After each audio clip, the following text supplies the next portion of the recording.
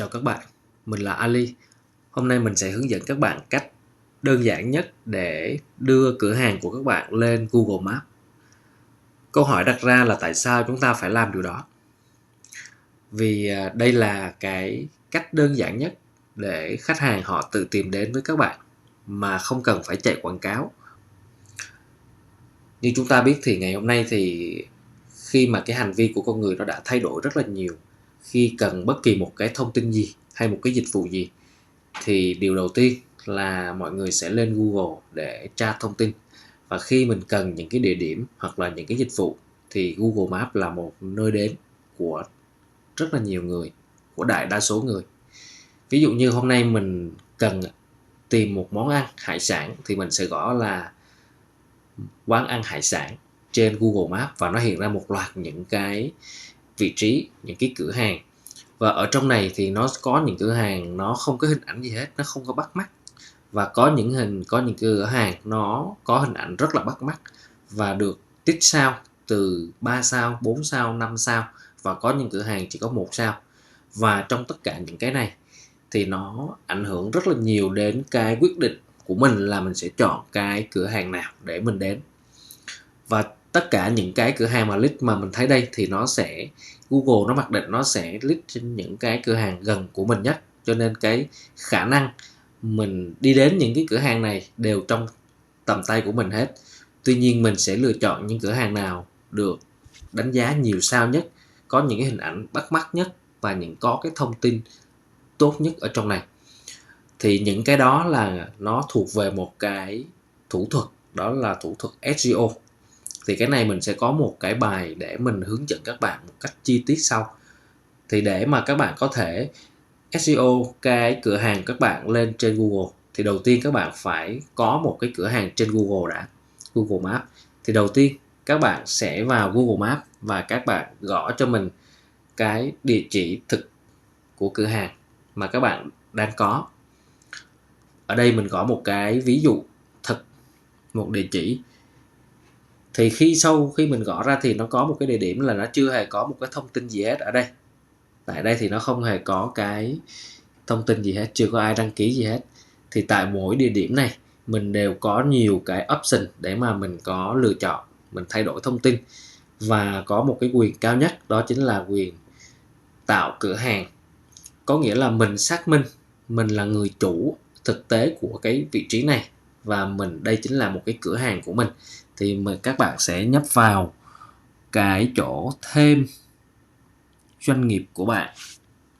Thêm doanh nghiệp của bạn thì bạn sẽ lựa chọn vào đây, bạn sẽ có những cái option thêm những thông tin. Sau khi bạn lựa rồi thì bạn sẽ thêm cái tên. Thì ở đây chính là cái tên cửa hàng của bạn.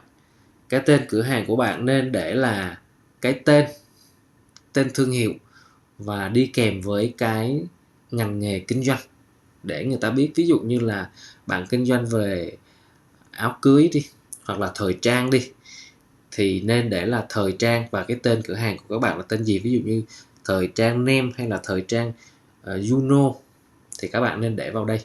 Sau khi bạn chọn tên cửa hàng, sau đó bạn chọn tiếp tục.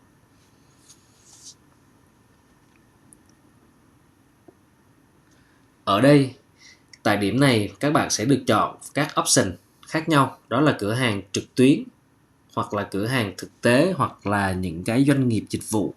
Thì tại mỗi cái option này thì Google họ sẽ định hướng những cái thông tin khác nhau, cho nên bạn chọn nó phù hợp.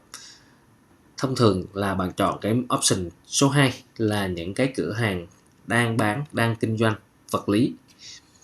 Bạn chọn vào đây và bạn chọn nước tiếp tục. Sau đó bạn sẽ chọn một cái danh mục mà bạn kinh doanh. Thì cái mục đích ở đây là để Google nó đề xuất đúng với người đang cần cái nhu cầu. Ví dụ như bạn là kinh doanh thời trang thì nó sẽ nó gắn vào những cái người có mối quan tâm đến một thời trang. Cho nên ở đây bạn chọn nó tương đối sát với cái ngành nghề của bạn đang kinh doanh. Sau đó bạn sẽ nhập cái địa chỉ. Đó, bạn nhập địa chỉ ở đây. Tất cả những cái địa chỉ ở đây, trường nào có thì bạn nhập hết vào. Và ở đây nó có một cái zip code, đây là cái mã bưu điện. Thì Mã bưu điện là cái gì? Chính là cái zip code. Bạn vào Google, bạn gõ cho mình zip code cộng với cái từ khóa phía sau là cái tên địa phương. Ví dụ như ở Bình Dương thì là zip code Bình Dương, hoặc là zip code Thủ Dầu Một, để họ liệt ra cái danh sách cho bạn. Ở đây mình đang gõ là zip code Thủ Dầu Một, thì các bạn sẽ thấy là một loạt các danh sách của Thủ Dầu Một, và họ sẽ đưa về từng phường, từng địa phương, từng tỉnh, từng thành phố và từng phường. Cái mục đích của cái zip code này á, nó rất là quan trọng. Sau này bạn có mua hàng hay là bạn có thanh toán quốc tế gì đó thì nó sẽ gửi về đây, nó sẽ định vị vào đây và nó gửi về cho các bạn. Ở đây mình lấy zip code nè, đấy các bạn thấy không, mã bưu điện, zip code chính là mã bưu điện đấy. Đấy, và họ đưa về từng phường, từng xã cho các bạn luôn. Ở các địa phương khác thì các bạn cũng làm tương tự. Cái cú pháp là zip code cộng với tên địa phương thì sẽ ra được cái này. Ở đâu cũng có, tỉnh nào cũng có, huyện nào cũng có. Rồi sau đó bạn điền vào đây, bạn chép vào, ví dụ như của mình là 75113. Sau đó mình nhấn tiếp theo. Đấy, thì tại đây thì cái thông tin ở đây mình đã có rồi, và mình sẽ đi đến một cái bước tiếp theo là nhập cái số điện thoại. Cái mục đích cái số điện thoại này là để xác minh với Google mình chính là người chủ của cái địa điểm này, thì Google nó sẽ gửi một cái xác minh về cho bạn, xác minh qua điện thoại. Thì sau này nếu mà cũng một cái địa điểm này và có nhiều người họ cũng lấy cái địa điểm này để làm cái cửa hàng của họ, ví dụ vậy, thì bạn sẽ có quyền khiếu nại, và khi đó thì Google họ sẽ có những cái bước xác minh cao hơn. Tại điểm này, tại bước này thì Google chỉ xác minh qua điện thoại thôi. Bạn sẽ chọn hình thức là nghe cuộc gọi trực tiếp hoặc là gửi cái mã, thì mình sẽ chọn cái gửi mã nha, cho nó đơn giản nhất.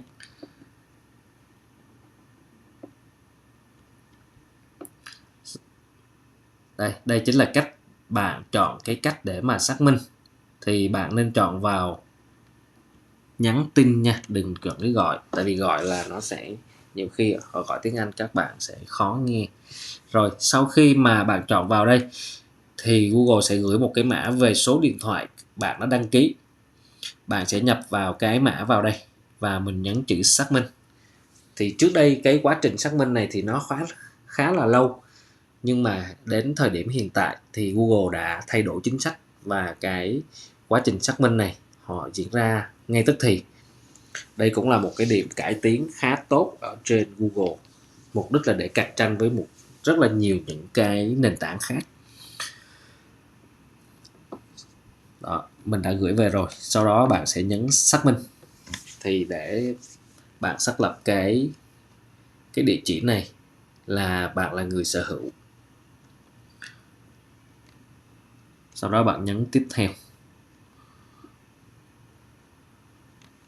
Rồi sau khi xác minh với Google rồi thì bạn sẽ thêm những cái giờ làm việc của cái cửa hàng của các bạn.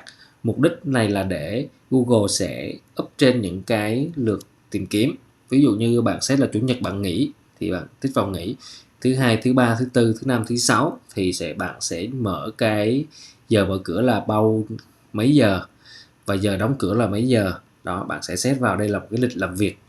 Thì mục đích là để Google nó sẽ đưa những cái này vào đúng những cái thời điểm, đúng những cái tìm kiếm mà những người họ có cái mối quan tâm.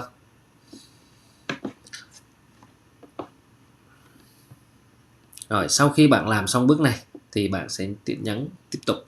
Mình tiếp tục đi đến những cái bước cấu hình tiếp theo cho cửa hàng của bạn.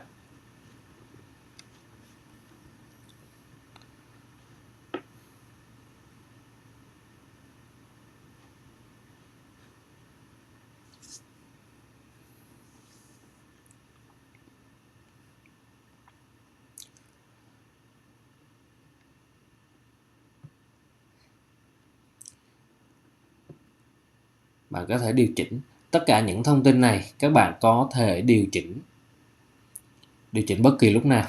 Bạn có thể báo nghỉ bất kỳ lúc nào cũng được. Rồi sau đó bạn nhấn vào tiếp theo. Bạn có muốn nhắn tin trực tiếp với khách hàng ở trên Google Maps hay không? thì mình nghĩ là nên có, nên bạn cứ tích vào có và chọn tiếp theo. Mục đích là để bạn tương tác được nhiều với khách hàng hơn.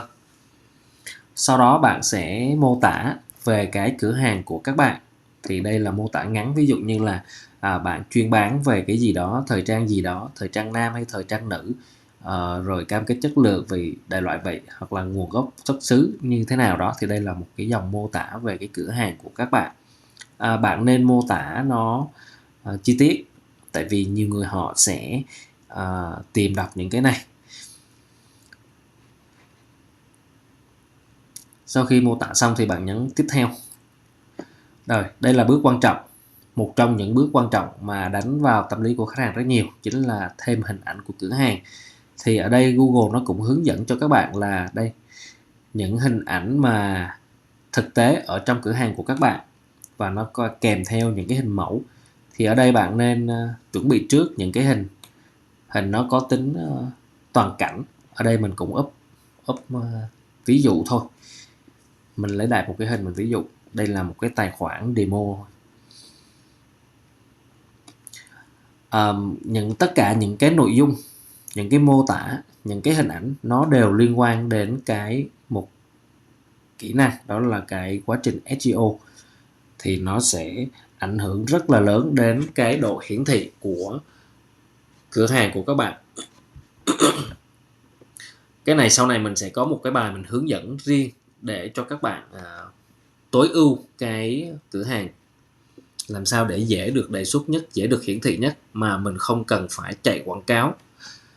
Đó, sau đó các bạn sẽ up những thông tin theo cái này nó hướng dẫn. Rồi sau khi mà bạn hoàn tất những cái bước này thì đây là Google nó đã có rồi đây.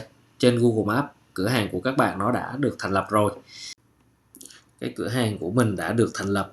Tuy nhiên để mà được hiển thị trên Google, để được đề xuất nhiều trong các lượt tìm kiếm thì cần phải có một cái quá trình tối ưu từ khóa, tối ưu cửa hàng, tối ưu từ hình ảnh, về cú pháp, về bố cục trình bày và tối ưu về từ khóa để nhận được cái đề xuất nhiều nhất.